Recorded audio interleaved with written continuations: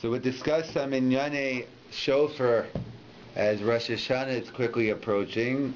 The Torah tells us Yom Trua Yovachem, that Rosh Hashanah is the day of Trua, and even though it doesn't say Shofar directly regarding Rosh Hashanah, but the Gemara and Chazal make the drasha that we learn out from different limudim, from Yovel, by Yom Kippur, and basically the Torah says Trua 3 times. And therefore we have a tradition, the Gemara tells us, that before and after every Trua we have a Tekiah. So 3 times 3 is 9. So really, min HaTorah, we could fulfill our mitzvah of Shofar with 9 Shofar blasts.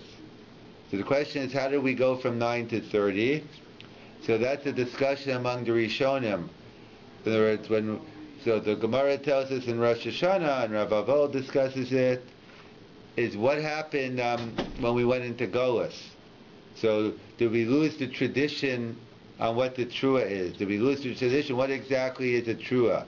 So the Gemara, so the different possibilities of what a Trua could be. It's either a Trua, it's either a Shvarim, or it's a Shvarim Trua. So therefore, we weren't sure. According to some Rishonim, seems to be this way in the Rambam, it's a real Safek Daraisa. We don't know exactly what is the mitzvah min Torah of Trua. So Safek Daraisa U'chumra, therefore the minhag developed, the halacha developed that we have to blow 30. From 30 to 100, those are minhagim and different shitas. But Midin Torah, according to the Rambam, to fulfill your mitzvah of Shofar min Torah, today you have to hear 30. And other Rishonim, Rav Haigon, based on Rav Avo in the Gemara and Rosh Hashanah, then no, really, we didn't lose the tradition. Really, any Trua goes. In other words, whether you do a Shvarim, you do a Trua, you do a Shvarim, that's all included in the Trua. So whichever, bottom line, whichever 9 Shofar blasts you do, you have fulfilled your mitzvah in Torah. So what's the big deal? Why do we move to 30? So Rav O writes, and Rav Haigon, you want to keep the Achdus, that we don't want Jews all over in different places. And forget about different places, same community, same shul, doing, this place is blowing the Trua, this one the Shvarim, this one the Shvarim Trua, and therefore the minhag develops. So Klal Yisrael, when they're in Golas, we could have the unity, so the minhag developed to keep the 30. But the bottom line is, really any of the 9, Shofar blasts is good. And that gets into a discussion about, so now let's say that Midrabanan, let's say they instituted 30, so could you fulfill your mitzvah with 9? According to the Rambam, it's a Safek Daraisa. So Safek Daraisa L'chumra. But according to, let's say, Rav Avo, Rav Haigon, what happened if you went ahead and only did 9? So do you say you fulfill Pashtus, you say you fulfill your mitzvah min Torah? Or do I say no? That since the Chacham now told me to have to blow 30, for whatever the reason being, so once the Chazal said to blow 30, so maybe even so clearly if I blow 9, I don't get my mitzvah to Rabbanan or the minhag. But the question is, do I even get my mitzvah min Torah? So that's a famous issue in the Minchas Chinuch, in the Pri Megadim. In general, how do we view when you have a mitzvah min Torah and you have a mitzvah midrabanan, and they collide, so to speak? What did the rabbis have in mind? Did they have in mind to uproot the mitzvah min Torah, or they just had in mind to add to it? So actually, this ties into the sugya in the beginning of Rosh Hashanah, is in terms of the Torah actually describes the shofar in 2 ways: as Yom Trua and as Zichron Trua. In fact, that's the Gemara in the beginning of the 4th parak in Rosh Hashanah. What do we need 2 psukim for? One pasuk's enough. We have 1 mitzvah of shofar. So what do I need Yom Trua and what do I need Zichron Trua? So the Gemara at first suggests, this is the Havamina, the Bavli, which is actually the conclusion of the Yerushalmi. The Mishnah tells us the Mikdash Hayutokin, again this is on Shabbos, even in the Beis HaMikdash, when Rosh Hashanah falls out on Shabbos, you blow shofar, Avalom Medina. So that's the facts of life. Everyone agrees to those facts. But Mikdash Hayutokin, Avalom Medina. It's a major machlokas Yerushalmi and Bavli on what's the pshat. Why b'mikdash token and why b'medina you're not token. So that So the Havamina of the Bavli is the Maskana of the Yerushalmi. So we'll start with the Yerushalmi. The Yerushalmi says because you need two psukim. You know why? Because Yom Chua is referring to when Rosh Hashanah falls out on Shabbos, and Zichron Chua is talking about when Rosh Hashanah. Zichron Chua is talking about when Rosh Hashanah falls out on Shabbos, and Yom Chua when Rosh Hashanah falls out during the week. And therefore, wait a minute, Yom Chua when Rosh Hashanah falls out during the week, we're blowing the shofar, and when Rosh Hashanah falls out on Shabbos, we're not blowing the shofar. It's only a Zichron, it's only a remembrance. So therefore, the Bavli first suggested. The Bavli said, "What are you talking about? If that's true." But mikdash heichi takina nan. If you're telling me it's a din daraisa that there's no mitzvah of shofar on Shabbos based on Zichron Chua, so why would I make a distinction between the Beis HaMikdash or outside the Beis HaMikdash? If it's a din daraisa, it shouldn't make a difference. Hence, the Bavli rejected Yerushalmi. What would the Yerushalmi answer to the Bavli's question? So the Yerushalmi has a special gzeras hakosav, a special limud. The juxtaposition, it says Yom Chua in Parashas Pinchas next to the Karbanos, the Karban Musaf, and Yerushalmi has a drasha, but Makam Karbanos, it's always a Yom Chua. In other words, even on Shabbos, in the Beis HaMikdash, it's always a time of Yom Chua. So therefore, according to the Bavli, Minat Torah, in the Medina, outside the Mikdash, there is no mitzvah at all of shofar. So of course you don't blow shofar on Shabbos, there's no mitzvah. Doesn't even begin. So why do I blow shofar in the Mikdash? That's a special Xeris HaKasav that b'mikdash HaYutokim. And the Bavli learns the Mishnah totally different. The Bavli says that no, really Minat Torah, there is no difference. There's no difference between Yom Chua and Zichron Chua. Minat Torah, they equally apply to Ben B'chol, Ben B'Shabbos. There's no issue. So if it's Ben B'chol, Ben B'Shabbos, so why don't we blow shofar then b'Medina? So good. So Yom Chua, I understand why we blow on Shabbos. It says Yom Chua. So how come then we don't blow shofar? Why is it only in the Mikdash? Why don't we blow shofar in the Medina? So that the Gemara says Gzeira de Rava, special Gzeira de Rava that Hakol Bekiyin, or I should say Hakol Chayavim in the mitzvah of Shemoah, the mitzvah of shofar. Hakol Chayavim in the mitzvah of Lulav Yom Rishon, Hakol Chayavim in the mitzvah of Megillah on Purim on Shabbos. Yet Hakol Eino Bekiyin, that everyone doesn't know how to do it. The concern is you're going to Yelech Eitzel Baki and you'll end up violating Shabbos. So basically, Gzeira the Rava, to prevent Chilul Shabbos, we said no shofar, we say no lulav, and we say no Megillah. So it's a Gzeira D'Rabbanan, which is Pashas is a Gzeira D'Rabbanan. It's interesting, Shibui HaLeket, which discusses, the Gemara just says it's a Gzeira. Who says it's a Gzeira D'Rabbanan? Rabbi Yosef Enkel has a long discussion how sometimes, even though most of the time we assume a Gzeira is only a Din D'Rabbanan, but sometimes we find a Gzeira on a Daraisa level, like the classic example is the Rishonim on Pesach, that in addition to the prohibition of not eating chametz on Pesach, there's a prohibition of owning chametz on Pesach. So Pashas are two different mitzvahs, but also yichud. Yeah, yichud in terms of the nature, yichud to lead to be right. So then the Rabbi Yosef Engel, he goes through, that's how someone to say Tosefes Shabbos in order to avoid Chilul Shabbos, Katzi Shir, so Rabbi Yosef Engel has a whole thing. He has about 13. It seems to be, you think it's one or two. Rabbi Yosef Engel finds about like 15 of them where he shows that, but the classic one is the Rishonim is the Bal Yirah. So therefore he says maybe here also, maybe, who says it's Midrabanan? Maybe it's a Gzeira Minat Torah. But either way, the Pashtus HaGemara is, we assume it's only a Din D'Rabbanan, and Minat Torah, you blow shofar, and it's only the rabbis tell you not to. So therefore, why don't we say Gzeira de Rava in the Beis HaMikdash, in the Makkah? Here it's Gzeira de Rava. The other ones are Bal Yirah from the Torah. Right. All the other examples that we had. No, right. No, here that's what I'm saying. Here, so right. Here's a big. No, right. Here's a big.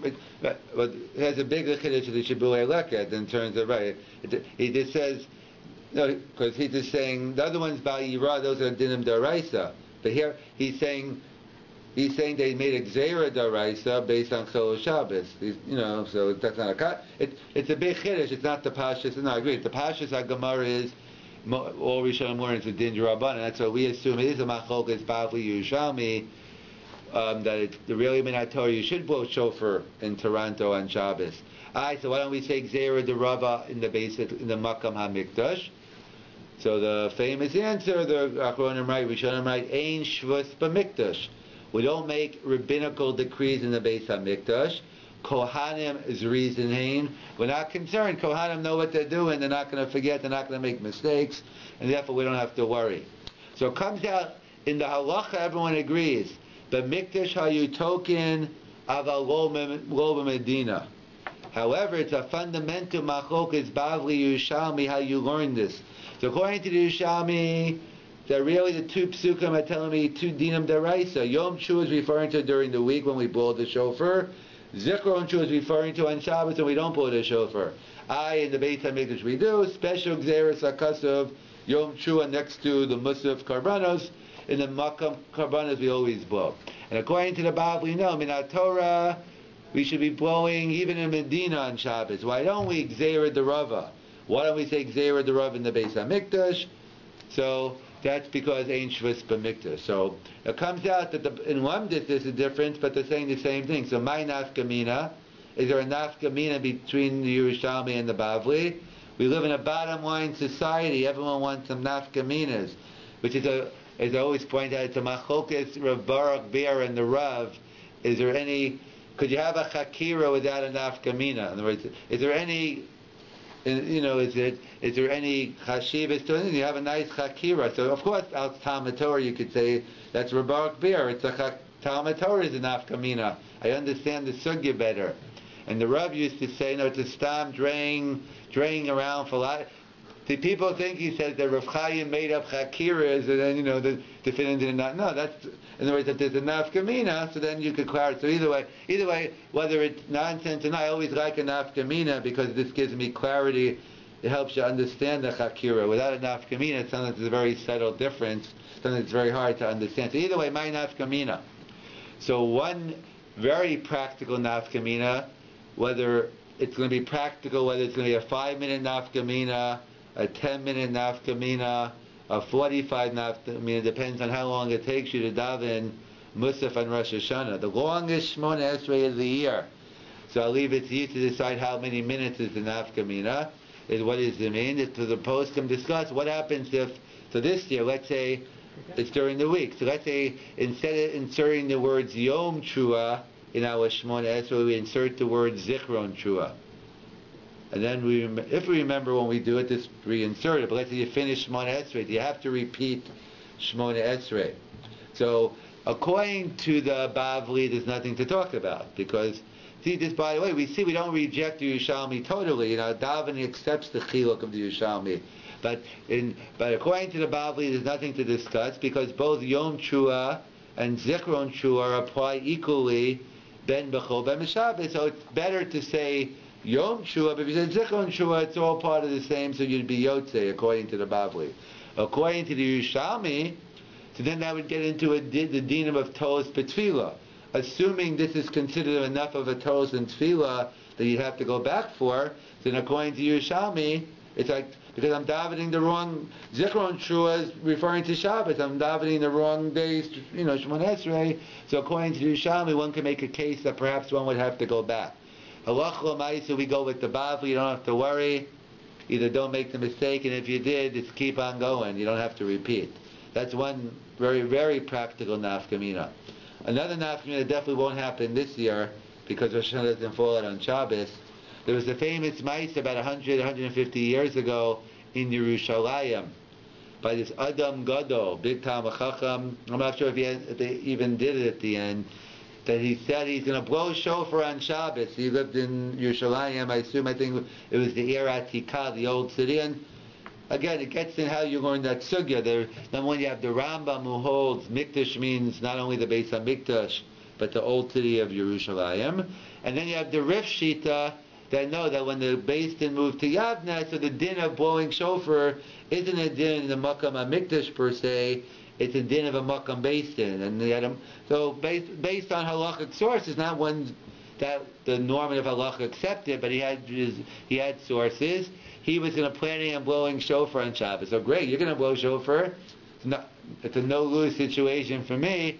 Maybe, and by the way, he raised ticket prices that year. No, so basically, yes, I will get to that in Afghanistan in a second. Yeah, but before that, so he wanted to blow shofar. So the question was, is there any kiyum? Like, should I bother going to the shul if I hear shofar on Shabbos? Is there any kiyum mitzvah?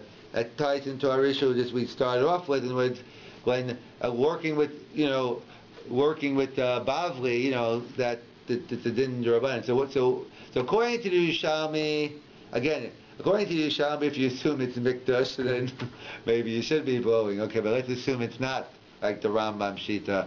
He's blowing shofar for another reason. So according to the Yerushalmi, there's nothing to talk about. Like there's no mitzvah. Zechron Trua, or let's assume you're in the Medina. So the question doesn't begin. There is no. It's like me blowing shofar today. Like it's not Rosh Hashanah. There's no kiyum. At best, it's a waste of time. At worst, maybe you're violating, some issue. But according to the Bavli, that's the major question. Of course, according to the Bavli, that Minat Torah you should blow shofar today, but the rabbi said not to blow shofar. So how do we view a halacha where the Torah says one thing and the rabbis say another? In fact, that's the famous pshat from Rabbi Chanan Wasserman when the Torah writes. We read in Parashat Shoftim, "V'osasem en hadavar asher yagiducha yamino smo," and the famous Sifri. They tell you right is left and left is right that you have to listen. And kol shechein, people forget the kol shechein, that when they tell you right is right and left is left, of course you have to listen. But even if they tell you, in fact, Rav Shechta always likes saying over when Herman Wouk, when he taught in yeshiva for a couple of years, secular studies, I believe. So he wrote the book The Cain Mutiny, and it's also a movie. My uncle said he saw the movie, and I never read it, but I actually saw the book, so I know I could guarantee the book exists. And so the Cain Mutiny, so he told the boys, you know where I got the name from? From this Rashi in Chumash. The Cain Mutiny, Cain is the name of the ship. Mutiny is what happened on the ship. Basically, the captain went crazy. I think he wanted his strawberries and he couldn't get them, and everything after that it was all over. And kind of like we need our coffee first, he needed his strawberries. And basically he went crazy, and the point of the book was no matter what the captain tells you, like the pilot, you listen to him even if he's crazy. So he says, yeah, I got it from Rashi in Chumash. He says to listen to the rabbis even when they're wrong. So you listen to the captain even when he's wrong. So one of the boys raised his hand and said, you should check out the Ramban. That's not the pshat in the Sifri. It's one word. It's nearer keinecha. It's clearly the Mishnah Hurriya says that if a rabbis make a mistake, it's not binding an error. We don't listen to the rabbis if we know they're wrong. But here, if it appears you're just the Baal Bas, you don't know as much as the rabbi. And if you think you're wrong, you think he's wrong, don't worry about it. Even if to you it seems like left is right and right is left, then you follow. But of course, if it's a real bona fide mistake, that's the mission hurriers. You have to bring karbanos, we have to rectify it. So either way, so Rabbi Chanan says, what's the pshat in right is left, left is right? So Rabbi Chanan Watson, right, this is the pshat. The Torah tells me blow shofar today. That's right. The rabbi tells me no, they're telling me left. Who did we listen to? We listen to the rabbis. Why do we listen to the rabbis? Because the Torah told us to listen to the rabbis. So therefore, the Gemara tells us in Yavamas, Yesh koach b'yad chachamim la'akord var Torah b'shei v'atasa. The chacham have the power to uproot a mitzvah by telling you not to do something. So in other words, if you're having a Mac attack and you have to go to McDonald's, you can't help it. So the rabbis can't help you either, because they can't tell you to. Of course, if the Mac attack was a real disease, then maybe it'd be mutter. But since it's only a commercial, not a real thing, and in fact that reminds me another machlokas, the Rav and Rav Moshe, regarding like kind of do with toothpaste, using toothpaste on Shabbos, brushing your teeth, is because in the commercials, or they tell you what the toothpaste, what they claims it does, and the Rav said, don't pay attention to the conversion. You have to look at the pan. He didn't. Basically, the machlokas was, did you believe what what they were claiming to do? If you believe what they were claiming to do, it might have been in some issue on Shabbos, but the Rav said no, the whole thing is a joke anyway. You don't have to worry. But either way, it's the same thing here. So in terms of how much. So we pass in only b'sheva al-taseh. So the question is, how much power the Chachamim have when they uproot a mitzvah?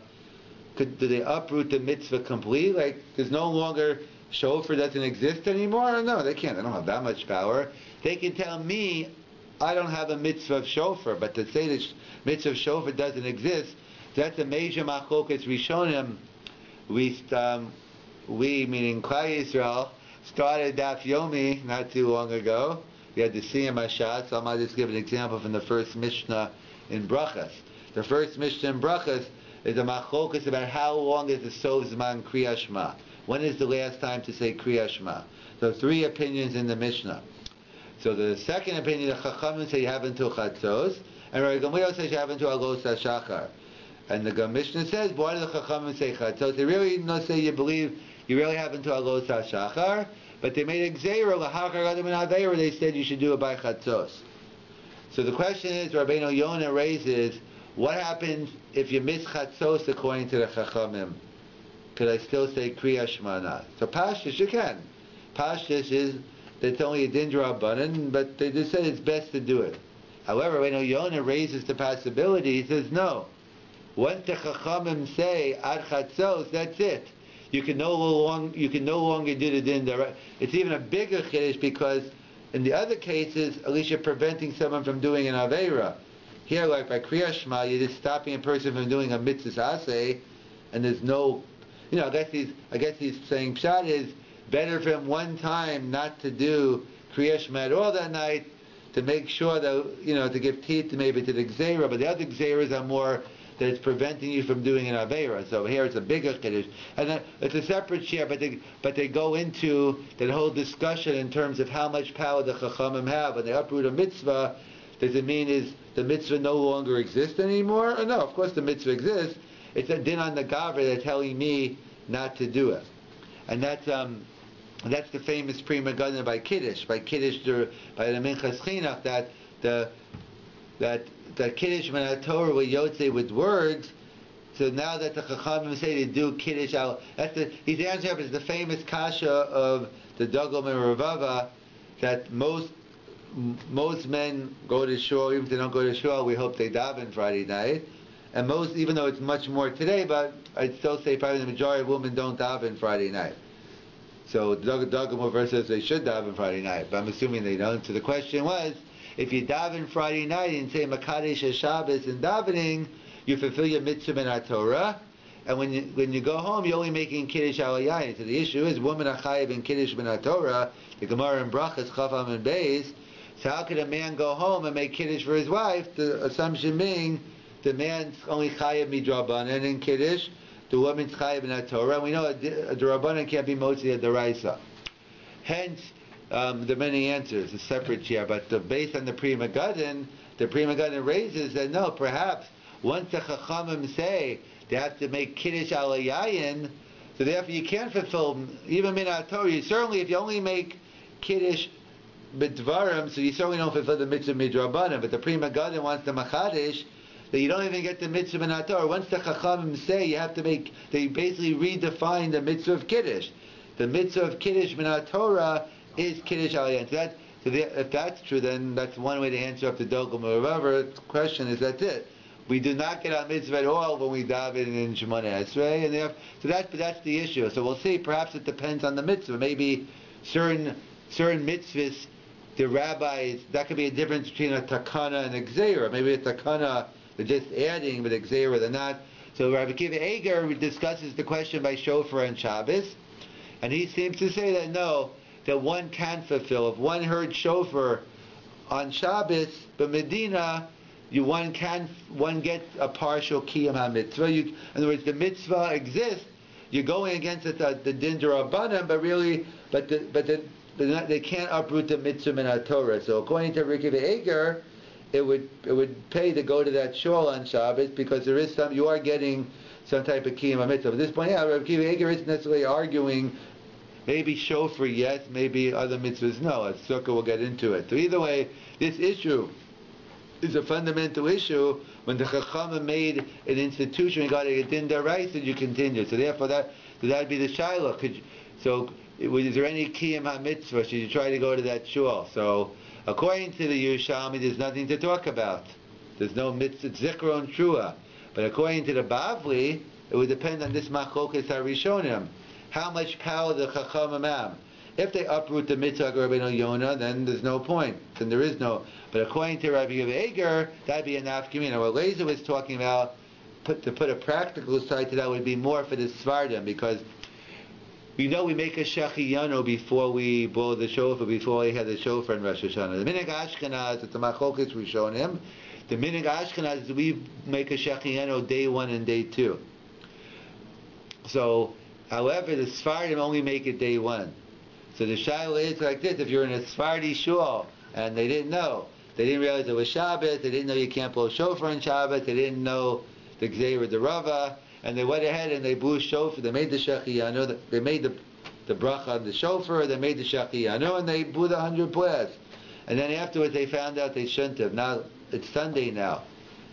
Should they make a shechiyano now? Of course they have to make a bracha, they're going to make a bracha on the shofar, but do they have to make a new shechiyano? Because you only make a shechiyano, according to them, the first time you're doing the mitzvah. So it depends. According to the Yerushalmi, definitely a shechiyano. Whether according to the Bavli, that would depend on these 2 days in the Rishonim. According to Rabbeinu Yonah, working with his shita, then you need a new shechiyano because it was a meaningless blowing on Shabbos. But according to Rabbi Akiva Eiger, you're ready Yotzei, so according to Svara, you wouldn't need. So that's how that's the fundamental machlokas Yerushalmi Bavli, and it ties into if you only blow 9 tekiyas today and not 30, it's a shaila. Even forget about according to the Rambam. According to the Rambam, it's a subject of Raisa Chumrah. But even according to Rav Heigel, perhaps now that Chazal said you got to do 30, so then perhaps even 9 would even get you the mitzvah min Torah. So the Rav Soloveitchik pointed out. So Bishlam, according to the Yerushalmi, we know why we need 2 psukim, Yom Shua, because one's talking about Bechol, one's talking about on Shabbos. But the Bavli never answered, according to the Bavli, why we need 2 psukim. But we rejected the distinction of Yom Shua and Zichron Shua. But according to the Bavli, why do we need Yom Shua and Zichron Shua? If they're both talking Ben Bechol, Ben B'Shabbos, why do we need 2 psukim? That's what Rav Soloveitchik explained. I think he gave a 5-hour yortzeit share on it.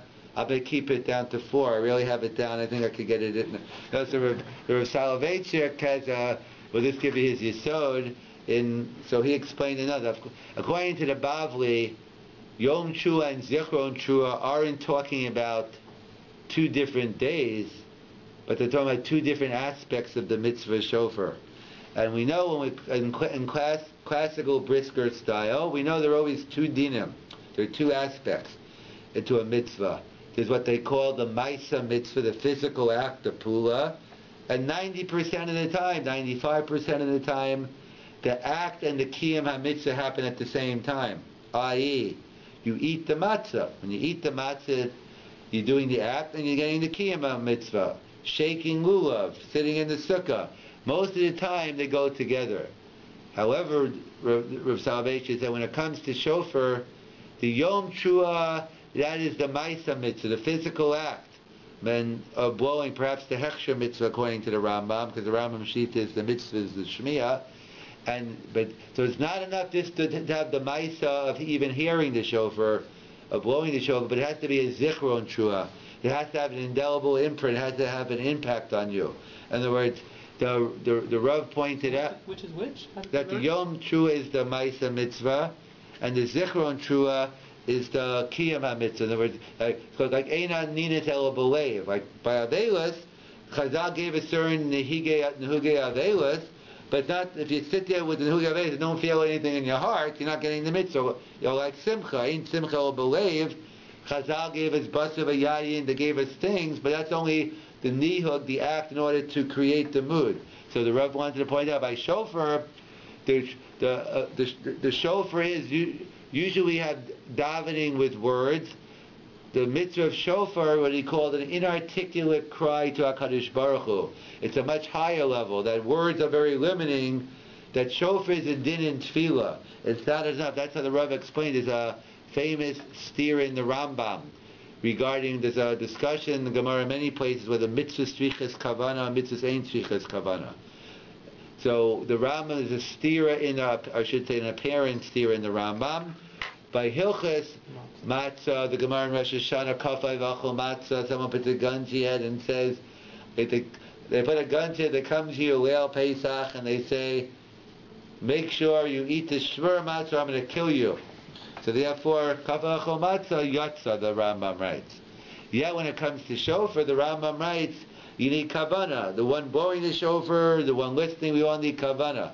So they all ask, it's a steer in the Rambam. That's a whole share in its own right. We could give 4 different answers to the Shaila. But tonight I'll just limit it to one, the one they'll get it to us. The Rav pointed out, he says, really, Pshat is, the Rambam Paskins, mitzvahs ain't striches kavana. That's matzah. What about shofar? The Rambam reminds you need kavana. No, because the Rambam Shita is that shofar is a din in tefillah. And the Rambam writes, called tefillah below kavana, tefillah. Even according to the Shita that holds mitzvahs ain't striches kavana, but that's by a mitzvah. By tefillah, the essence of tefillah is kavana. If you don't have tefillah, you don't have the whole essence of the shofar, the whole essence of tefillah, you need kavana. It has to have an impact on you. As the Rambam writes, even though it's exeris akasuv, but hopefully it'll be a good alarm clock. It's going to wake us up from a deep, a good alarm clock is even when we're in a deep sleep, when we're in REM, that really wakes us up. It's easy to wake up when any little thing, but hopefully the alarm clock, a shofar, goes deep down and gives us a real awakening. And the Rav had many rayas to this yisod. That shofar is a din in tefillah, a geographical proof. What do you mean a geographical proof? Where do we blow shofar? So we blow shofar, and if you're minhag Sfard, you blow shofar even in the silent Amida, in the silent Shmona Esrei, the minhag Sfard. Why are we blowing shofar in Shmona Esrei? We don't eat matzah in the middle of Shmona Esrei. We don't shake lulav in the middle of Shmona Esrei. Why are we blowing shofar in the middle even of a silent Shmona Esrei? The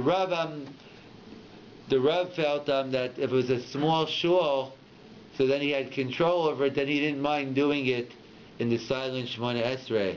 But he felt it was like a big shul, the hundreds of people, it's just like chaos, like everyone's in a different smile, like you're just blowing shofar. He didn't like the concept of that, I guess he did it in a small shul, maybe it was in Boston, like he would do it, like he would be right there, he'd tell the person, wait till I'm there, but he didn't like, but either way, the minhag Sfard is to do it.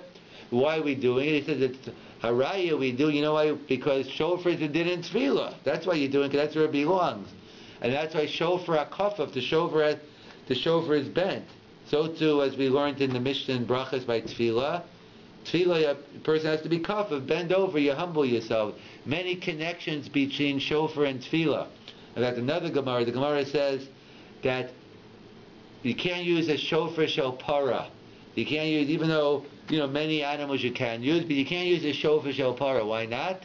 Ein kategor nasa sanego. The prosecutor can't be an accused. You can't be the same one, because it's reminding us of the Cheda Egel, or the Gemara that talks about the gold. That have to have gold on your shofar. That the ein kategor nasa sanego reminds us of the Siddur Cheda. That's why the Kohen can't go in so when he goes into the Kodesh HaKadoshim, he wears the big day lavan. But the Gemara says that's true, but he wears the big day zav when he's not in the Kodesh HaKadoshim. So we see from the Gemara clearly that the klal of ein kategor nasa sanegor is limited to the Kodesh HaKadoshim.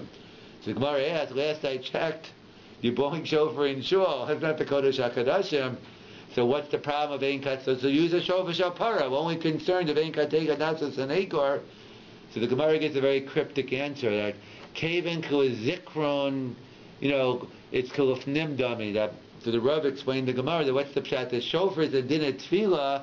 That when you're blowing the shofar, it's like you're omei lefnei hashchina. It has a din of being in the Kodesh HaKadoshim, and therefore that's why the halach of ein kategor nasa sanegar applies to the shofar anywhere, because the shofar you're omei lefnei hashchina It's the highest level of tefillah. It's kind of like they say at a bris. That's a discussion at what second you should. But when the baby cries, that Eliyahu is there, and you should throw out a cry. You should be mispala that someone's sick. That once he's coming down to heal the chola, the baby, so go ahead to heal.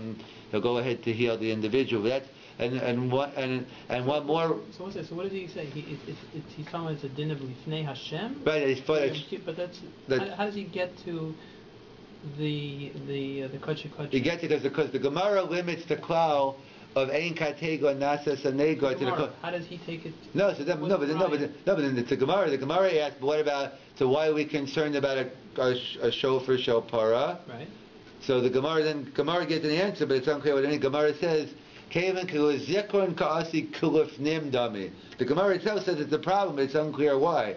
The Rav's just explaining what he thinks about in the Gemara is that that every time, wherever you are, the power of the shofar, that it's almost like we're in the Kodesh HaKadoshim, and therefore we're even sensitive of the halacha of Ein Katego Natzah Sanegar. And in fact, and he has many other rayas in terms of like the Baal HaMor Shita. The Baal HaMor has a different sheet in terms of what are they considered Tekiyas de Muhammad, Tekiyas de Miyushav. So according to the Baal HaMor, the ones that we do before Musaf, that was a later institution. In fact, that's what he says. But the Gemara doesn't talk about a bracha. That's why we have a machlokas rishonim, what bracha you make on shofar. So where was the bracha before? So the Baal HaMor says we know what kind of bracha. Yibu al Seder Shmona Esrei. The brachas of the Shmona Esrei were the brachas. The Malchus Shofar Zechronos, that was the Birkas HaMitzvah. But once we instituted, because the people who came early had to go home when they were sick and old, so if we were blowing shofar before Musa, we had to institute a bracha. Kind of like a Rambam going writes in the beginning of brachas, that when you're davening like we did today, we daven Kriya Shema early, and then when you go home, we got to do Kriya Shema again. Rav Aaron going to say this is, you got to make a bracha. We don't pass in this way, but he says you got to make a bracha. Because the reason why we don't make a bracha on Kriya Shema normally is because we're doing it al Seder HaBrachas. We're doing it the Birkas Kriya Shema. But when you're going to repeat the mitzvah of Kriya Shema at night, we don't pass in the way, but it's the same shita that as well. So therefore, we see Rav pointed out, according to the Baal HaMor, a direct link.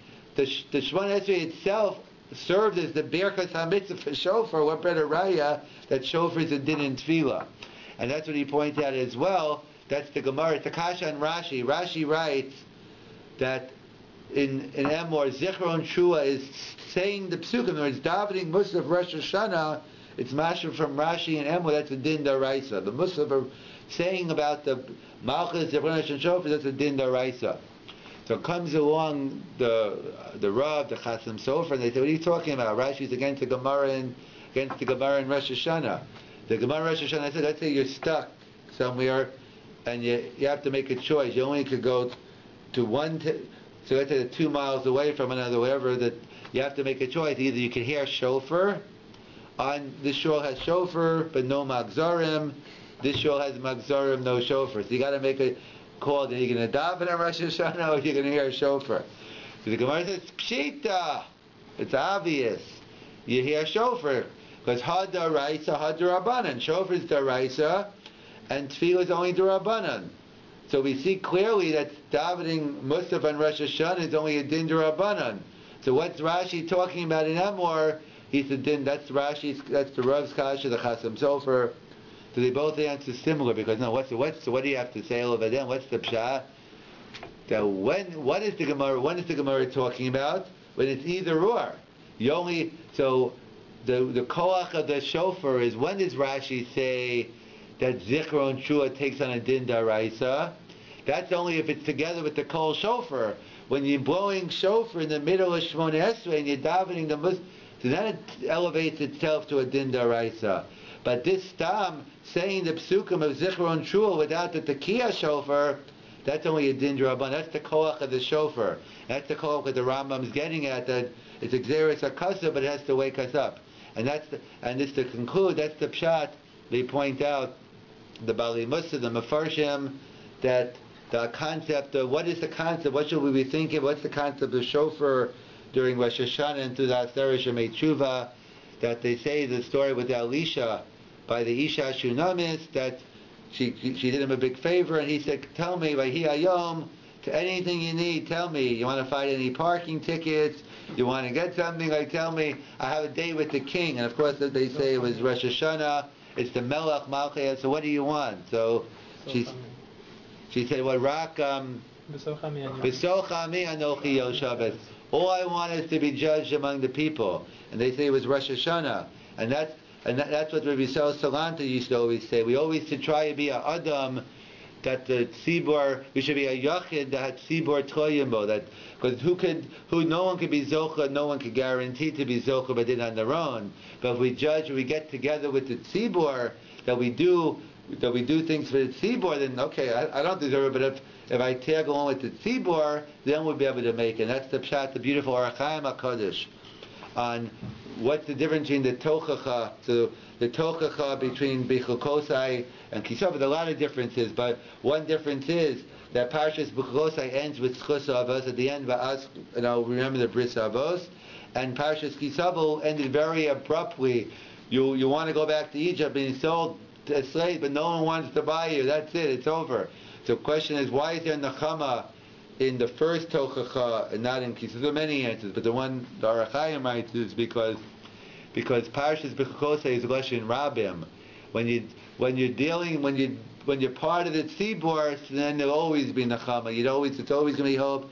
Klal is never going to destroy us. That as long as you're part of a tzibur, then the Lord is always nechama. But Kisavo, Lashon Yachid, if you don't associate with the tzibur, you think you're good enough on your own, then you're going to have a lot of issues. And that's the Maharal, the famous Maharal, on the juxtaposition of the psukim. It seems to be no connection. He talks about the mitzvah of ribbis, right next to and then getting thrown out of the land of Israel. The Torah seems to connect the issur of taking ribbis with the mitzvah of getting thrown out. So what I understand, if it was the mitzvah of Truma, Mais, and Eretz Yisrael, Shemitah, what in the world does ribbis have to do with Eretz Yisrael? So the beautiful Maharal, based on the Avnei Nezer, based on the Gemara in Sanhedrin, the Hadnista, we're going to read this Hadnistaras, and it goes, the din of Arevas, the din of Kois Arevim Zelazeh, only began when the Jews entered Eretz Yisrael. That before, even though they were a nation, but the full din, the full-fledged din of Arevas, only when the Jews entered Eretz Yisrael. And that's the pshat. When you take it, when you take ribbis from someone, you're taking advantage. Someone who's vulnerable, they need the money. You're taking advantage. You don't view them as part of your family, as part of your brother. In other words, you're taking advantage of this person. And what's the connection of Eretz Yisrael? With Eretz Yisrael, we're all brothers. That we all have to view ourselves as as all part of the klal. As Yerushalmi writes, it's like if you have a knife and you cut your finger by mistake, you can go take your other hand and cut back the finger. No, you're all one. And that's the koach of the shofar, that it should reach the level of a deraisa on shofar. And this, like the Isha Shunamis had it right. As long as we, during Aseret Shemei Tshuva, we try to do things and be part of the tzibur, so then, we'll be, hopefully we'll be Zocha B'din. Those are, some of the kavanas we should have during the Kol Shofar, and today we'll be fortunate this year, we'll have both the Yom Shua and the Zichron Shua, and we'll be able to elevate our Shemona Esrei, even the Musaf, to a Din Daraisa. So the Gemara tells us in Rosh Hashanah, I think it's the beginning of the fourth parak, when Rosh Hashanah falls out on Shabbos, so the Mishnah says, B'mikdash hayutokin, in the Mikdash, we'll see what Mikdash means in a minute, but B'mikdash they used to blow the shofar, avaloma Medina, but not outside the Mikdash. So the simple pshat, Rashi writes, Mikdash means Mikdash. In the Beis HaMikdash they blew shofar on Shabbos. Outside the Beis HaMikdash, they didn't blow a shofar.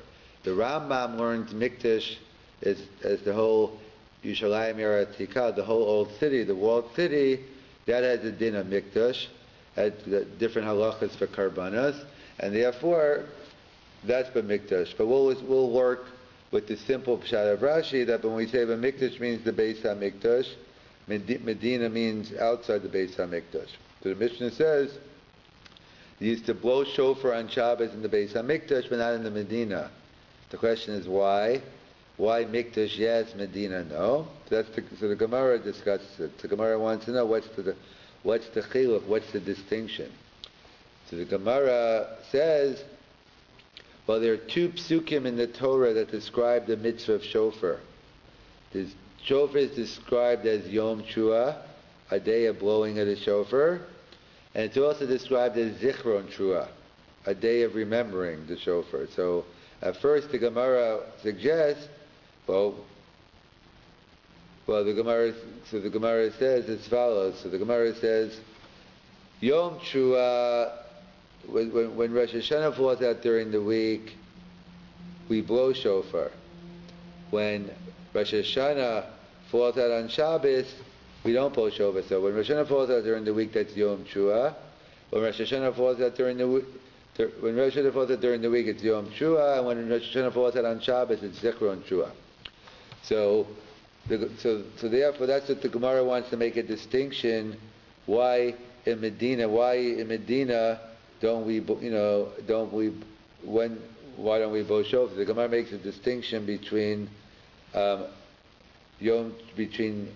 Shabbos and during the week. So number one, so the Mishnah says, so according to this, the Gemara says, but if that's true, then the Mikdash Heicha Takinan. If you're telling me it's a biblical distinction, the Yom Trua, the Torah is saying there's a mitzvah to blow shofar during the week, and Zichron telling me there's no mitzvah to blow shofar on Shabbos, so it's got to be wrong because B'mikdash Heicha Takinan.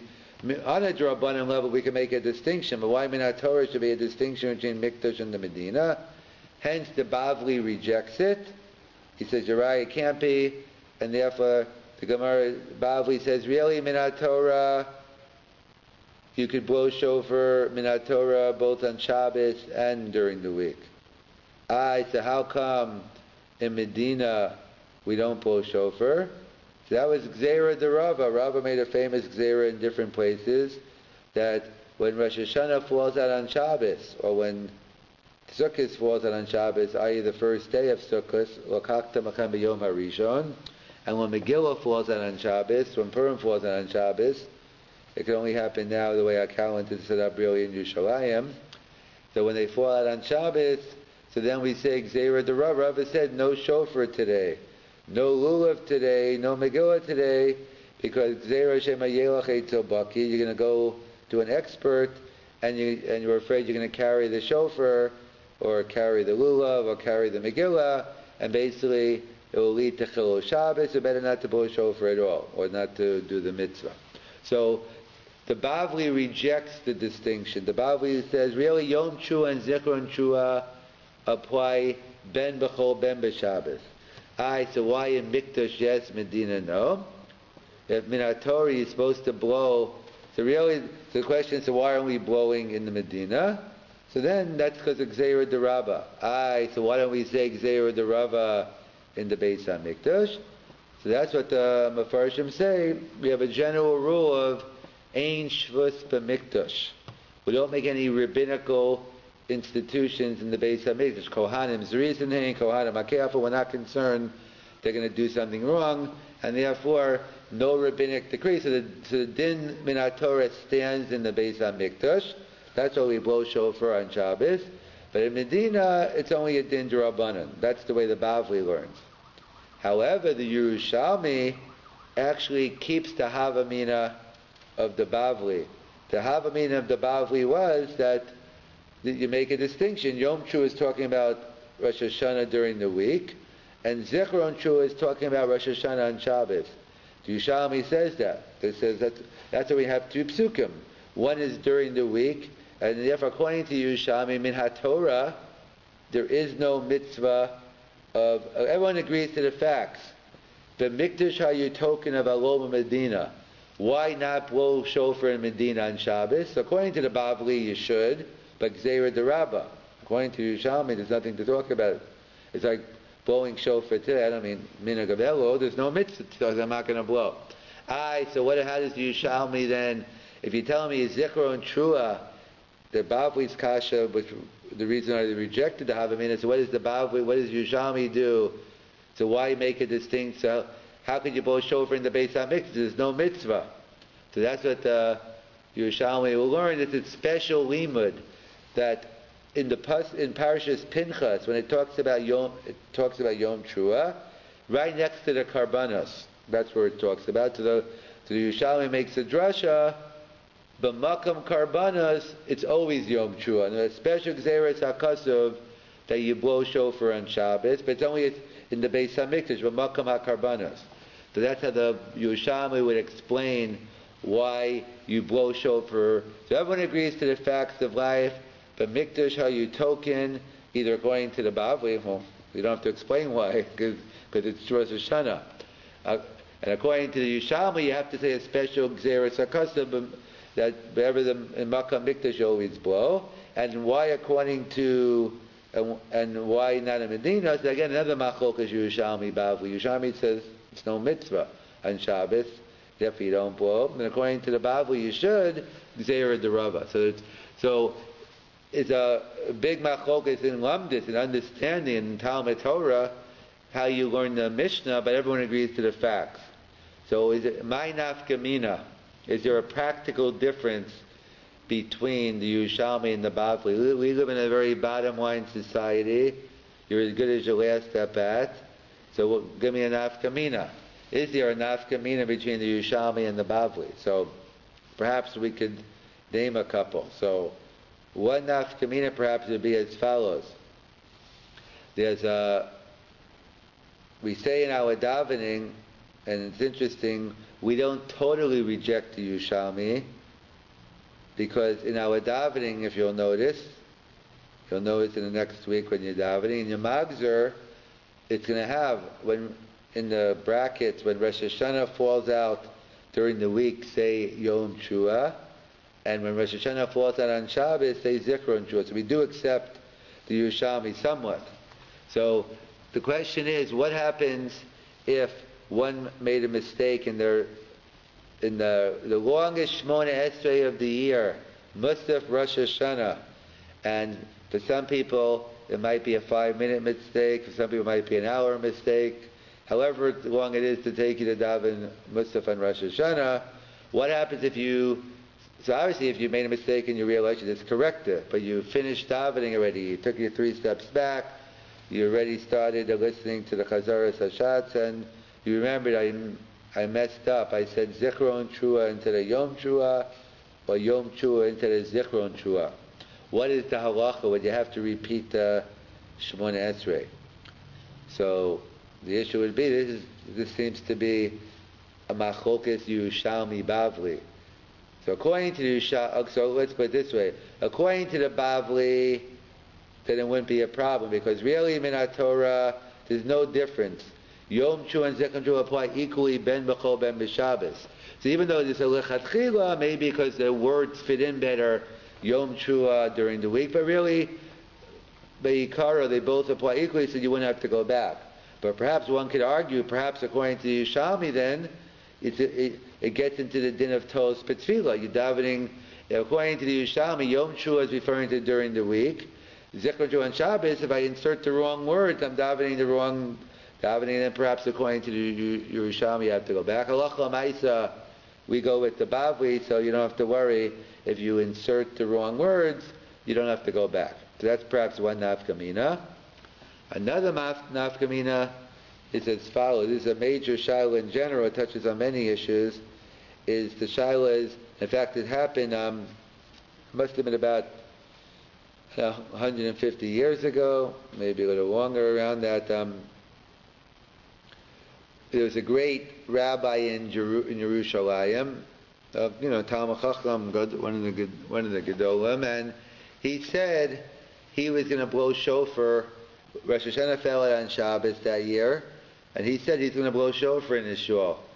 Why? Well, that's because the different reasons why. Either because he learns the Mikdash like the Rambam, or there's a whole riff sheet in terms of that what happened when the Beis Din they went to Yavne. So what's the pshat the Mikdash?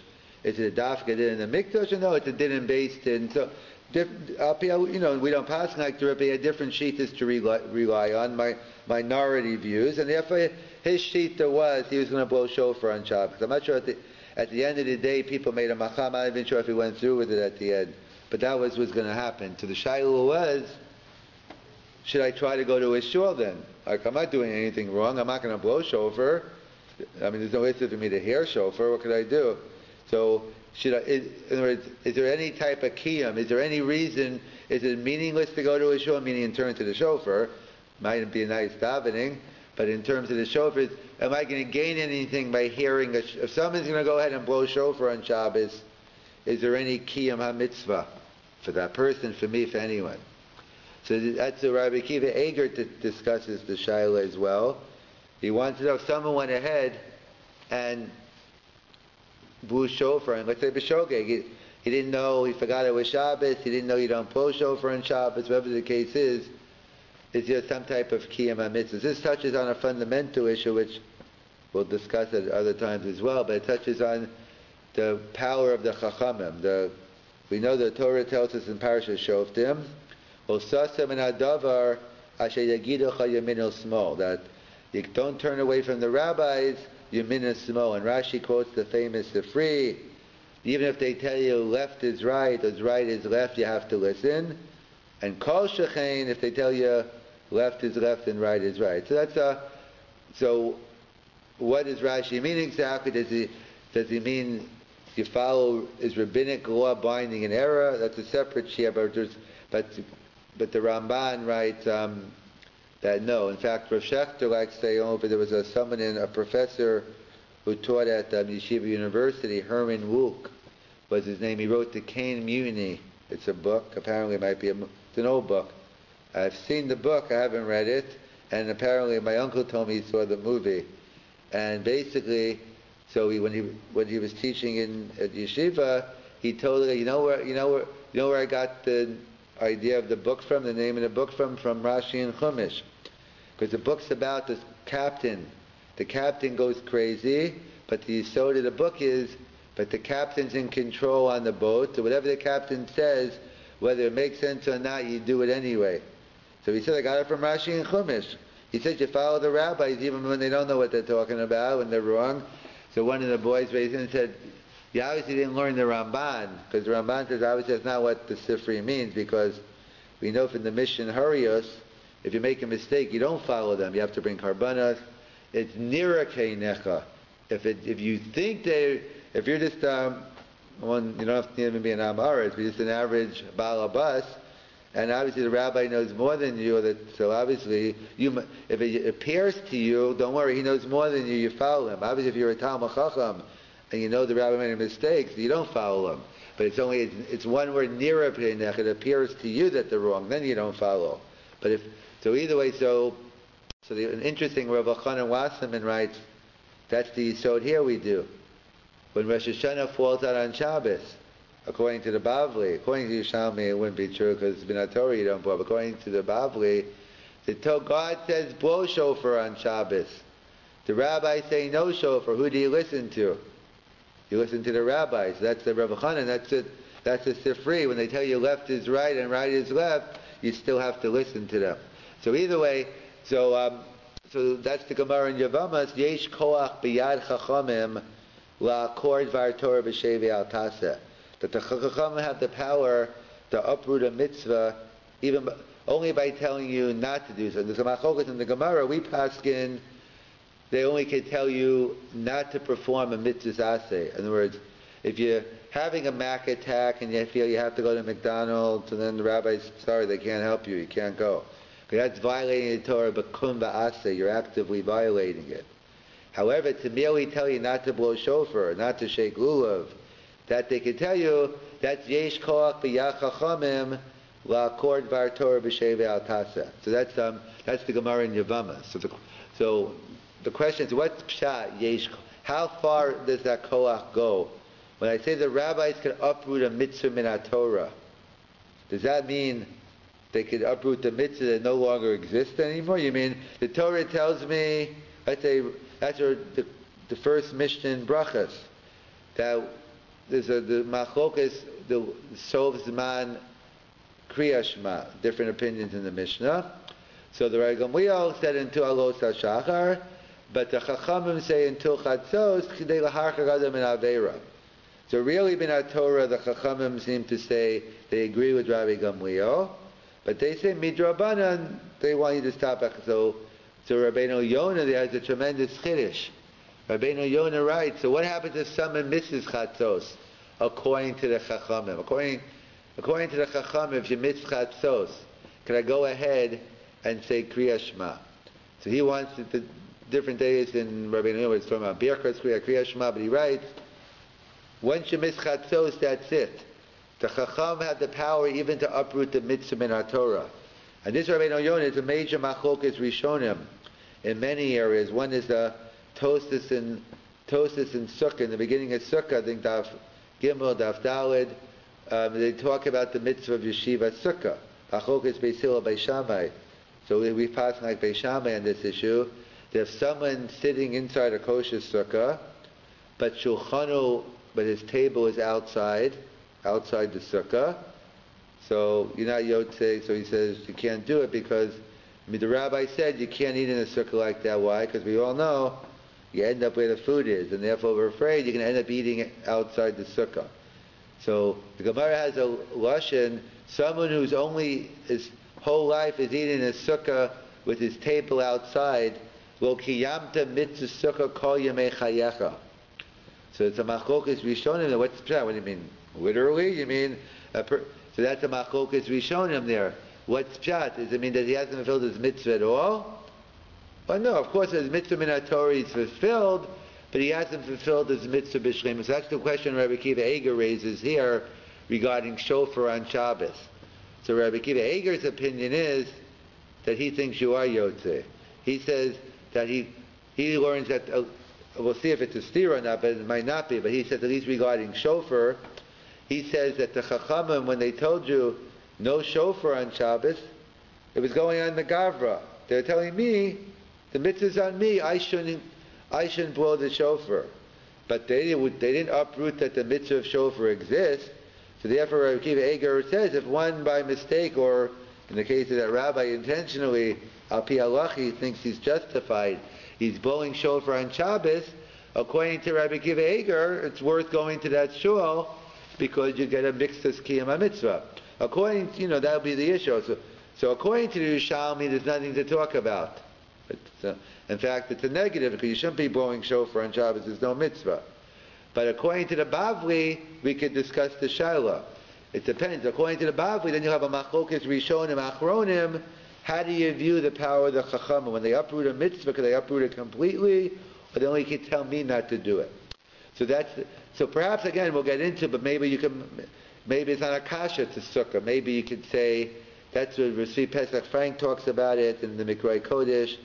I think it's his grandson in the footnotes points out. Maybe you can make a distinction between different mitzvahs. Maybe when it comes to yeshiva sukkah, maybe you'll say the Chachamim redefined what is the mitzvah of yeshiva sukkah. Then maybe I could say then you don't get the mitzvah at all. So again, we don't have to say a blanket for everything, but regarding shofar, Rabbi Akiva Eiger seems to say that he thinks that you would get the mitzvah. So according to Rabbi Akiva Eiger, that would be a nafkamina. If someone went ahead and blew shofar on Shabbos, would you get the mitzvah? According to the Yerushalmi, no. According to the Bavli, yes. Along these lines, another nafkamina would be a nafkamina for the one I'm about to say. It's really only nogea for Sfardim, not for Ashkenaz. Why? Because it's a machlokes rishonim, and it's a machlokes Ashkenaz Sfard regarding shechiyanu on shofar. Oh, there's no machlokes. Everyone agrees you make a shechiyanu on shofar. The machlokes rishonim is how many shechiyanus do you make? Do you make a shechiyanu only on the first day, or you make shechiyanu both days? So machlokes rishonim. I don't know if you're Ashkenaz or Sfard. The minig Ashkenaz is to do it both days, but the minig Sfard is only the first day. Again, every time I talk about minig Sfard, I usually, if I have a Sfard in the audience, he tells me that's not the minig Sfard. In other words, what I mean to say is there are many different minhagim in the Sephardic community, but the standard minig Sfard brought down by the Mechaber, you only make a shechiyanu the first day. So if we assume like the Sephardim, so let's say the following shaila. Again, someone made a mistake and they blew shofar on Shabbos. And then they realized afterwards they shouldn't have done it. So, and now, okay, during the Sephardi shul, they made a mistake, they blew shofar on Shabbos, but they shouldn't have. Now it comes the second day. Do you make a shechiyanu? So it's totally on our issue. If, according to Rabbi Akiva Eger, that they fulfilled the mitzvah, so that's it. You only make a shechiyanu the first day. But according to the Yerushalmi, or according to those other shittas in those we've shown him in the Bavli, if you want to say that the Chachamim could oker the mitzvah of shofar lagamre, so then according to them, the Svardim would make a shechiyanu. So therefore so let's summarize. So we have a fundamental machlokes Yerushalmi Bavli. Everyone agrees to the facts. And the Mishnah says, when Rosh Hashanah falls out on Shabbos, b'mikdash ha'yotoken of Alom Medina. So according to the Bavli, why do we blow shofar on Shabbos? Because it says Yom Trua, and they have to end the discussion. According to the Yerushalmi that says when Rosh Hashanah falls out on Shabbos, it's a Zichron Trua, so there's no mitzvah of shofar. So why is there a mitzvah of shofar on Shabbos in the Beis HaMikdash? A special Xeris HaKasav, the Yom Trua, Parshas Pinchas, next to the Smichas of Parshas Karbanas, but Makam Beis HaMikdash, you always blow. So according to the Yerushalmi Bavli, you both blow, but for different reasons. And why in Medina no? According to the Yerushalmi, there is no mitzvah, so of course you don't blow shofar on Shabbos outside the Beis HaMikdash. And according to the Bavli, of course you should, but the Rabbi told us not to. So my nafkamina, so we gave a couple of nafkaminas. One is that if you say Yom Trua instead of Zichron Trua, so according to the Bavli, you definitely don't go back because it applies to both. According to Yerushalmi, one could entertain. We have to get into the din of Toos B'Tfilah. If that's enough, if that's a Toos, that would require a call Mashanim Abeya Shel Chachamim. We'd entertain the question of davening over again. The second nafkamina, it touches on the fundamental machokas. When according to the Yerushalmi, the question doesn't get off in the Medina because there's no mitzvah. But according to the Bavli, there's a mitzvah in our Torah to blow shofar, but midrabana not to. How do we deal with a mitzvah that the Torah tells me one thing, the Chachamim tell me another? We'll go into this, the whole topic in its own right. There's a famous Pri Megaddin regarding Kiddush. We'll discuss it another time in terms of what time, how do we, and maybe perhaps we'll make distinctions between a takana d'Rabbanan versus a gzeira d'Rabbanan. At what point did the Chacham adding to the mitzvah in our Torah? Are they taking away, redefining? So that's the whole discussion. To Rabbi Akiva Eger's opinion is you get a kiyum mitzvah if a person hears shofar on Shabbos. So that'd be in the machlokes Bavli Yerushalmi. According to the Yerushalmi, nothing to talk about. According to the Bavli, it would depend on how you learn Yesh Koach B'Yach Chacham L'Akord V'Torah B'Shei V'Altas. The whole machlokes Rishonim. And the third nafkamina, or connected to the second, is for Svardim, if it happened in Shul and they blew shofar, would they need to make a shechiyanu on the second day? According to the Yerushalmi, definitely yes, because they didn't get any mitzvah on the first day. According to the Bavli, it would depend on this shaila. And just to conclude, that's the Rambam. The Rambam writes in Hilchos Mamrim, he explains what's it that the Chacham have the power to uproot a mitzvah. So of course the Rambam and the Gemara goes into, obviously it's limited, it's only for a temporary time period. But the example the Rambam gives is a person's walking by and it looks like someone's like butchering someone, like a knife, he's like killing him, butchering him. And he gets closer, he sees he's wearing the white uniform, the green uniform, whatever doctors wear today, white, green. And he sees, no, the guy's amputating someone's leg. In other words, he's actually saving his life, saving his leg, not killing him. In other words, that's what the Rambam says. The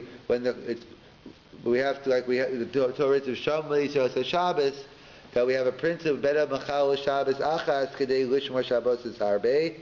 So too we have to look at the Kanas D'Rabbanan, that they're saving the Tzur of Kai. So it's true this year, not this year, but if it was Rosh Hashanah fall on Shabbos, I would be lacking.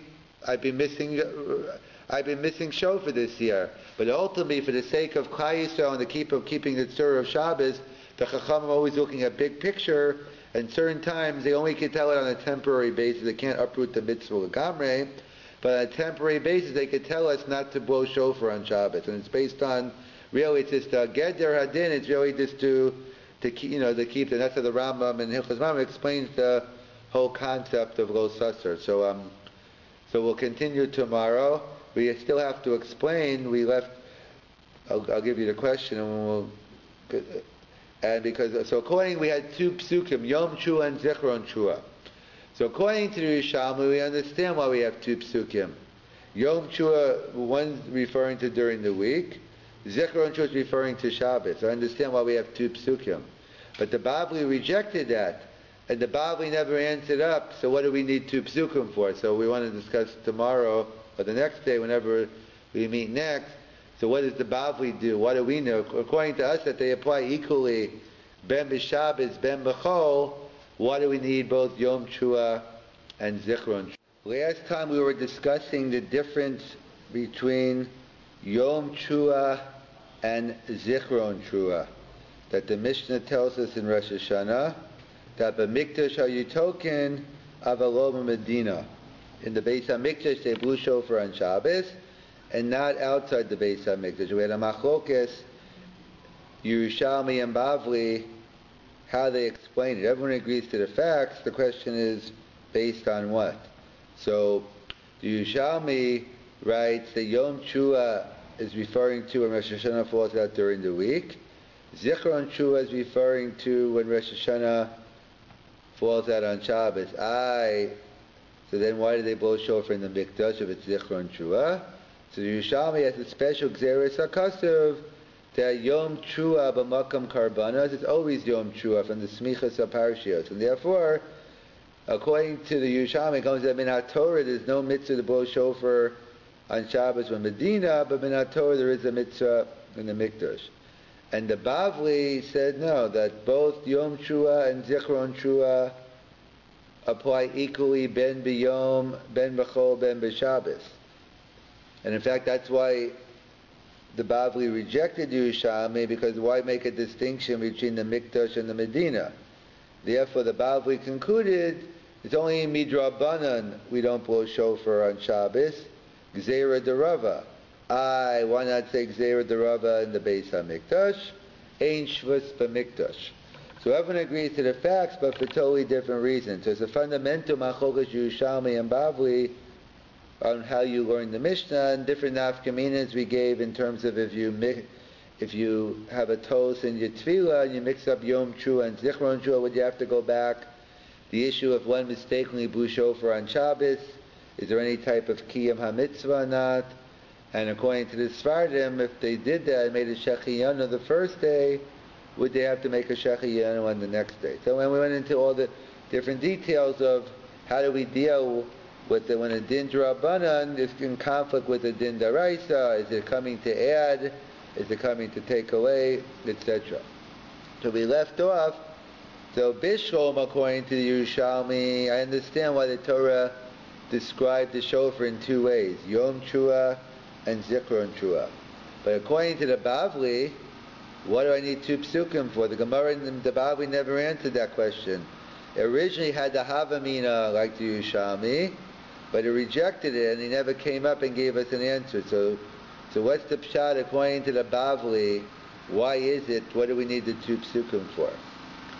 So Rav Soloveitchik gave one of his Yortzeit shiurim, I think he gave a 5-6 hour shiur on this topic. I think I'll just try to keep it to only 3-4 hours tonight instead of 5. So we'll see, to explain the yesod of Rav Soloveitchik of the Rav. So he points out as follows, that the Torah is not talking about two different days, Yom Shua and Zichron Shua, but it's talking about two different aspects of the mitzvah of shofar. Like all briskers, it's trei dinim, it's two halachas here. We know generally when you have a mitzvah, there's a ma'isa mitzvah, the physical act, the pull of doing the mitzvah, and then there's also the kiyam ha-mitzvah, the fulfillment of the mitzvah. And usually 90% of the time, they happen at the same time. When I shake the daled minim, I'm doing the ma'isa, and I get the kiyam. When I eat the matzah, I'm doing the ma'isa and getting the kiyam. So most of the time, the Maisa and Kiyam go together. However, Rav Selevan points out by Shofar he thinks it's different. That the blowing of the Shofar, again, it's a major machlokas Rishonim, another shir, on what is the nature of the mitzvah of Shofar. Is it that the Kiyah Shofar, it seems to be the Shita of Rabbi Tam, and the Rambam is clear, at least regarding the mitzvah of Shofar on Rosh Hashanah. Perhaps the mitzvah of Shofar on Yovel could be another mitzvah, a different mitzvah. The mitzvah on Shofar, the Rambam is clear, the mitzvah is L'shmoa kol Shofar, the mitzvah is the Shmiya. So according to the Rambam, the Maisa mitzvah is the blowing of the Shofar, but the Kiyam mitzvah is internalizing it, as it's not enough. In other words, it's not enough just to do the Maisa mitzvah. If you have a Maisa mitzvah without the Kiyam, the Shofar is believed. You have to, like, Eina Ninas Ela believed. The Avelis is basically in the heart. So you could do the Nehugi Avelis, but the essence of the Avelis is that the Nehugim cause you to feel something about the one you love, one you just lost, or whatever we're talking about. Similarly here, the Shofar is supposed to have an indelible impact on us, that we're not supposed to be the same person anymore. When we hear the Kol Shofar on Rosh Hashanah, it's supposed to change it. That's the Kiyam, is that Ani Acha, we become someone else. Like the Rambam writes regarding the Shofar, that even though the Shofar is Xeris HaKasuv, that we blow Shofar on Rosh Hashanah, nevertheless, the lesson is also to wake us up from our deep slumber. We're sleeping all year round, and now it's the wake-up call. When we hear the Shofar, it's a wake-up call to become better, become better over the upcoming year. And in fact, that's what Rav Soloveitchik wanted to say, that Shofar is really a din in tefillah. So usually when you daven, we articulate words. Hopefully we have some kavanah also, but we read words. Shofar is on the highest level. It's what he calls it the inarticulate cry to HaKadosh Baruch Hu. So basically the Shofar is like a crying sound. We're crying in front of HaKadosh Baruch Hu. Words are very limited, but the Shofar has unlimited bounds, and while blowing the Shofar, we send our voices up to HaKadosh Baruch Hu. And in fact, that's why and Rav Soloveitchik elaborated on this Yisod. In fact, that's why we could bring a geographical proof that Shofar is a din in tefillah. Where do we bring a geographical proof that Shofar is a din in tefillah? So the question is, where do we do Shofar? So we know we do Shofar. Our meaning is today we blow 100 tekiyas, and we do it throughout the different parts of davening. And we'll see in our Torah, strictly speaking, you only needed 9 tekiyas. It says, Trua 3 times, and we have a tradition, a tekiyah before and after every Trua. 3 times 3 is 9. So it's a machlokas Rishonim why we went from 9 to 30. That basically, in other words, if I only blew 9 kolos on Rosh Hashanah, would I get my mitzvah min HaTorah or not? So that seems to be a machlokas Rishonim, why they changed. According to some, no, it's a real sveika dedina. The Jews went into Golos, and we don't know exactly how the Trua sounds. So we went through all the different possibilities. It comes out to 30 kolos. And others say no, the real is just to keep the Ravavo and Rosh Hashanah. It's just to keep the uniformity, that since really any of the 9 or 12 blasts you do, you fulfill your mitzvah. But we wanted all the Jews in Klal Yisrael to be together doing the same thing. So to keep the uniformity, we do 30. But really, that's a machlokas Rishonim. So either way, part of the original institution, and we'll see how the Rishonim learned about more, but especially the minhag among Sfard, is that they blow shofar in the silent Shmoneh Esrei. And to me, it was very. I've been brought up in an Ashkenaz shul, but you always into it. It's very confusing.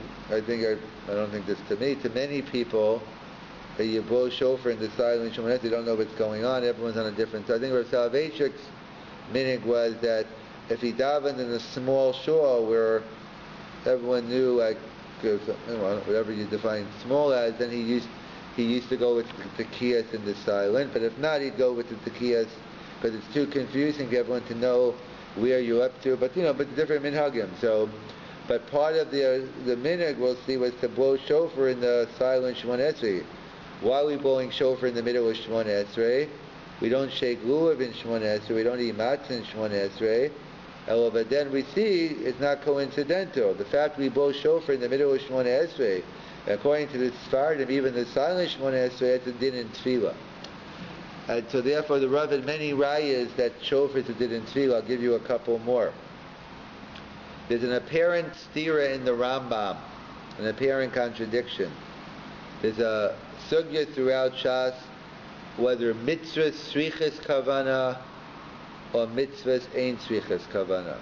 There's a machlokas in the Gemara whether mitzvahs require intent or mitzvahs don't require intent. So I always ask, what do you mean? According to the opinion that says mitzvahs ain't srichas kavana, I'm about to do a mitzvah that don't have kavana. Like, is there a shita like that? Of course not. The whole machloket in the Gemara is post facto, meaning, of course, if you didn't do the mitzvah, everyone agrees you should have kavana. It's a legal question. If I did the mitzvah, but I didn't do it with the requisite kavana, do I have to repeat the mitzvah? That's the machlokas in the Gemara. B'di'evet, post facto, if you did the mitzvah without kavana, do you have to go back? That's the machlokas in the Gemara. How do we paskin? So the Magen Avraham quotes in the Radvaz that we, on a mitzvah in our Torah, we paskin mitzvah strichas kavana. On a mitzvah d'Rabbanan, so we have room to be lenient, mitzvah ain't strichas kavana. So either way, it's a steer in the Rambam. How does the Rambam paskin? So they all quote the apparent contradiction. The Rambam in Hilchos Chametz Matzah writes, based on the Gemara in Rosh Hashanah, Kafai va'achol matzah. Someone, you're walking down the street, someone puts a gun to your head, it's Leil Pesach. It says here, Shmura matzah, make sure you eat this, and make sure you eat the shear. So you're forced to eat matzah, they throw it down your throat, whatever the case is. So kafa va'achol matzah, yotza. We paskin, you fulfill your mitzvah. So the Rambam seems to be paskining, mitzvahs ain't tzrichas kavana. Even though you're forced to eat the matzah, you don't have kavana for the matzah, nevertheless you yotze. Yet the Rambam in Hilchos Shofar gives us another story. You don't fulfill your mitzvah of shofar unless the one who's blowing the shofar has kavana and the one who's listening has kavana. So it's clear in Hilchos Shofar you need kavana. So they all ask, which one is it, Rambam? You hold mitzvahs, you pass him mitzvahs ain't strichas kavana, or do you pass him mitzvahs strichas? So we'll hear many answers to that shaila at another time. But the answer we're going to give tonight is the one they'll get here. Really, the Rambam paskins mitzvahs ain't tzrichas kavana, like the Rambam in Hilchos Chametz Matzah.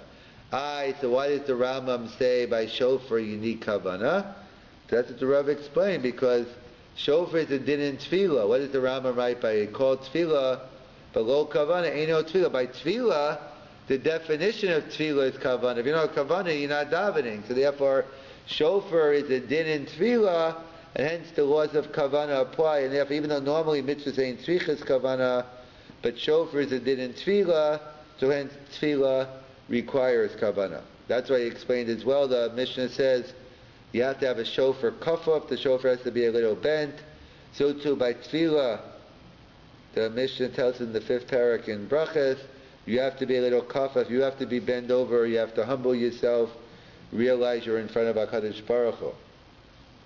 Or as the Baal HaMor writes, there's a whole discussion in the Gemara, why do we blow so many tekiyas?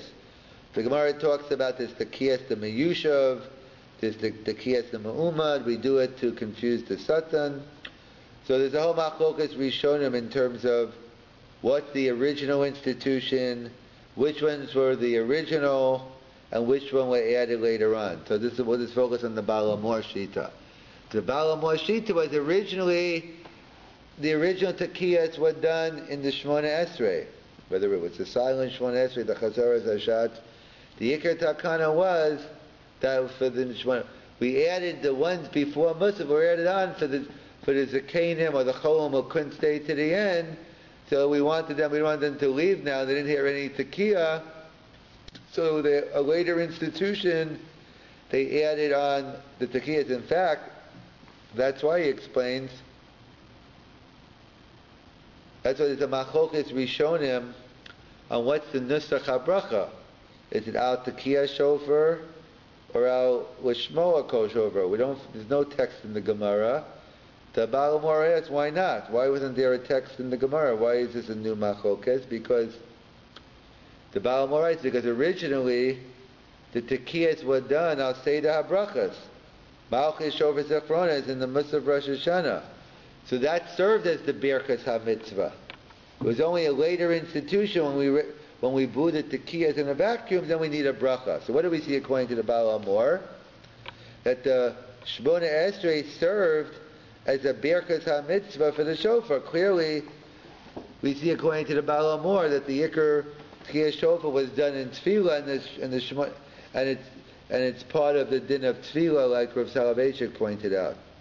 Or as he pointed out as well, there's a Gemara in Rosh Hashanah.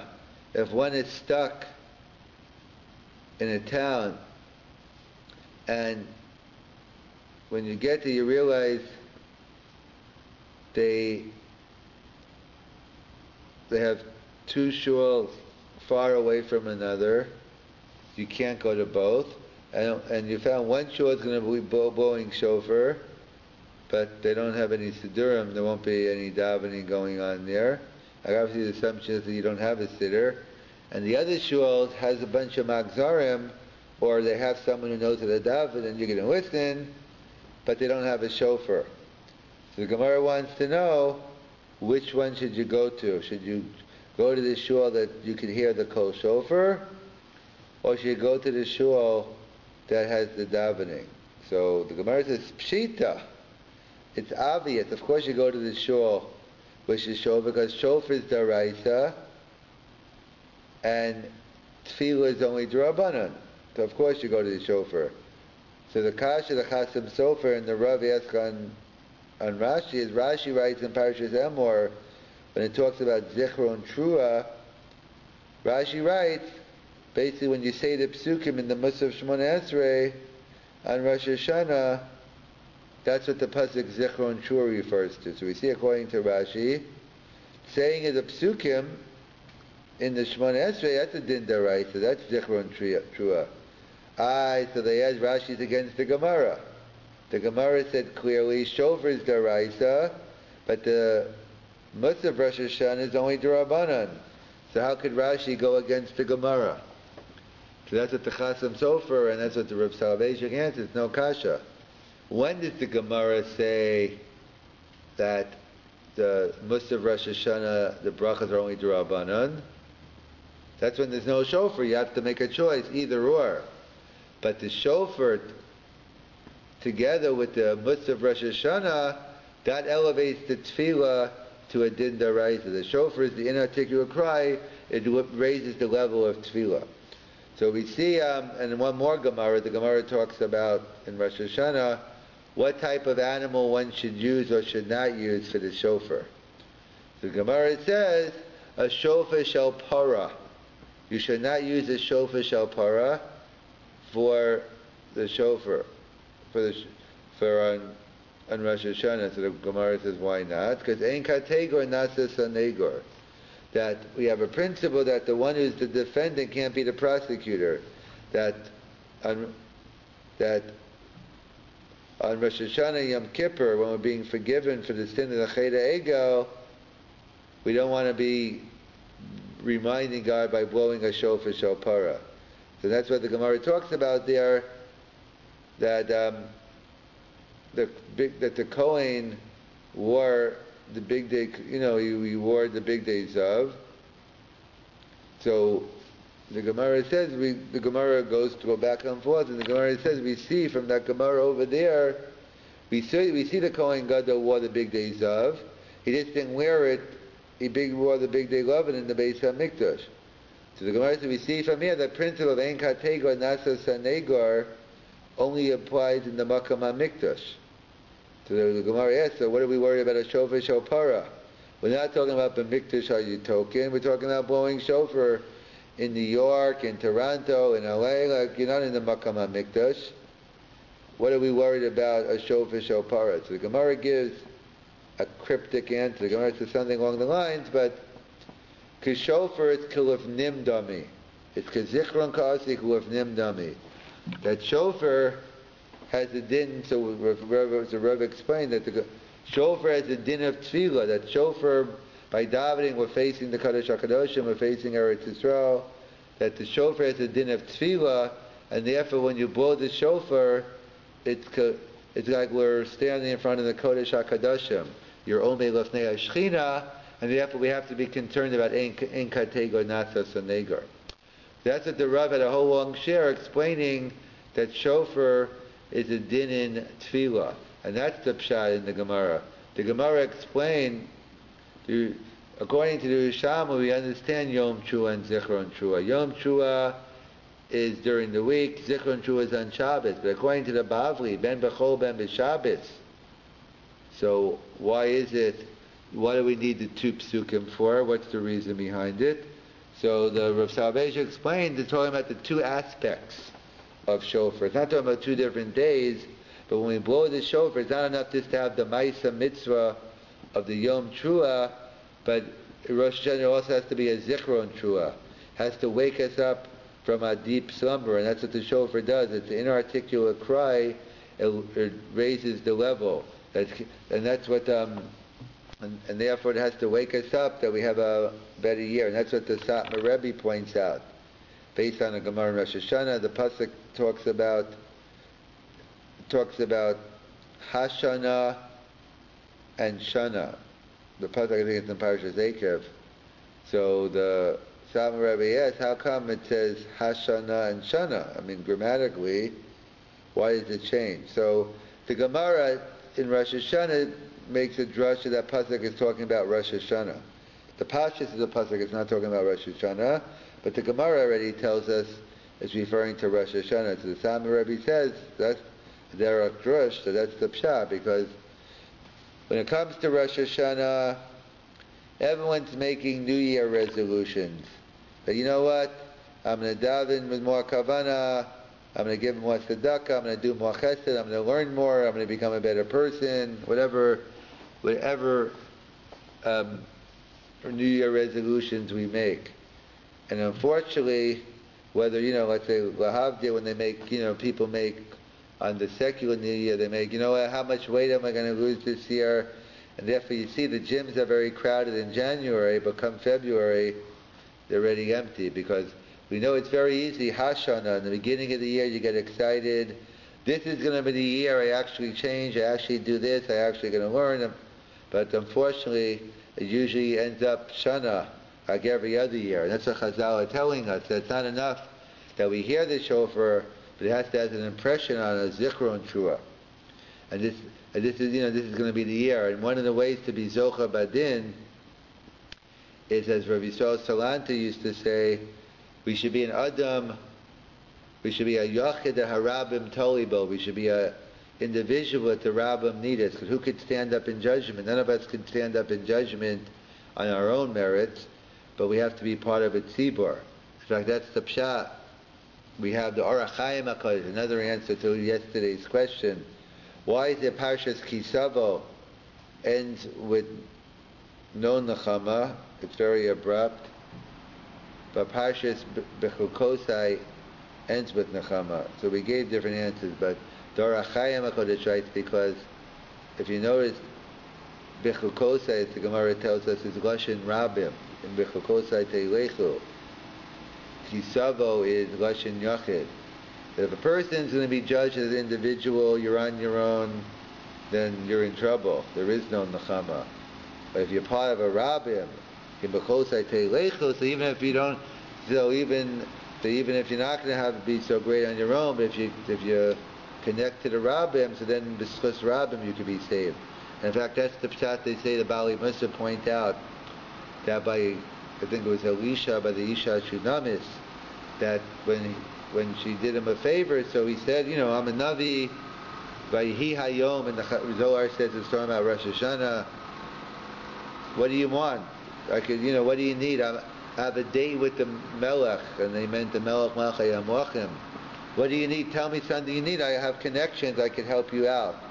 So what is she going to ask for anything? What did the Isha Shunam say? That's what she says. Anochi Rak, I'm paraphrasing, I forget the exact question of the pasuk. Anochi Rak Yoshev. I want to basically, you remember the pasuk or not? Anochi Yoshev. But so something Anochi Besoch Ami Anochi Yosheves.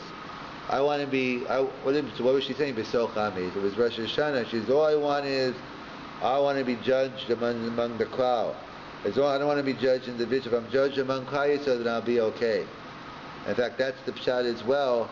The Rambam writes that we see that it's a whole discussion depending whether the mitzvah is Tekiah, the mitzvah of Shmiyah, whether it's the din of Shomea Ka'ona. So the bottom line is, we assume, how could you listen to Tekiah, in the middle of Shemon Esrei, etc. So we paskin anyway, like the Rambam, the mitzvah Shmiyah. So if you paskin the mitzvah Shmiyah, there's no Shomea Ka'ona going on, you're doing the mitzvah yourself. If the mitzvah is Tekiah, then you're working through Shomea Ka'ona. We paskin the mitzvah Shmiyah, so there's no Shomea Ka'ona. So the question is, why dafka by shofar is there no Shomea Ka'ona?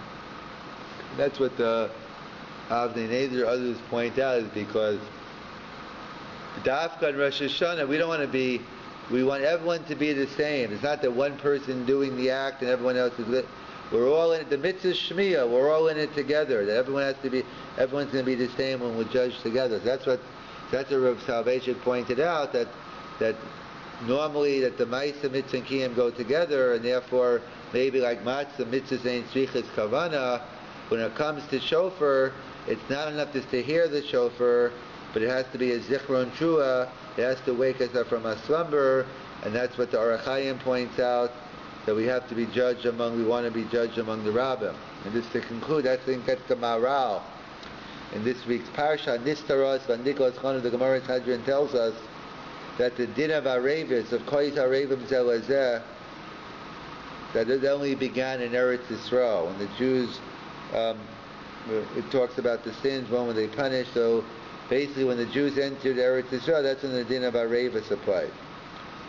So the Maharal with this, he answers up a kasha. The Torah talks about not to cheat on weights, on weights, and then it has right next to about leaving Eretz Yisrael. So what's the connection between taking ribbis it was? What's the connection between taking ribbis and Eretz Yisrael? I understand Shemitah, Truma, Maisa, Mitzvah Atuliyas Ba'aretz, but what does it have to do with the ribbis? So that's what the Maharal writes, because what is ribbis? Ribbis is you're taking advantage of someone. Someone's very vulnerable, they need the money, and you're taking ribbis. You're not showing your brotherly love. You're not showing your care. Eretz Yisrael, that represents Chol Yisrael Revim Zelazeh. And therefore that's the pshat. The smichas aparshias is that we all have to do, we have to do everyone as one, and that's why we have to, view ourselves as V'soch Ami Anochi Yoshevet. As long as we're judged among the people, we're part of the crowd. That's what we have to do, and that's the pshat. It's not enough just to be a Yom Trua. There has to be a Zichron Trua. We have to internalize all the messages of Shofar.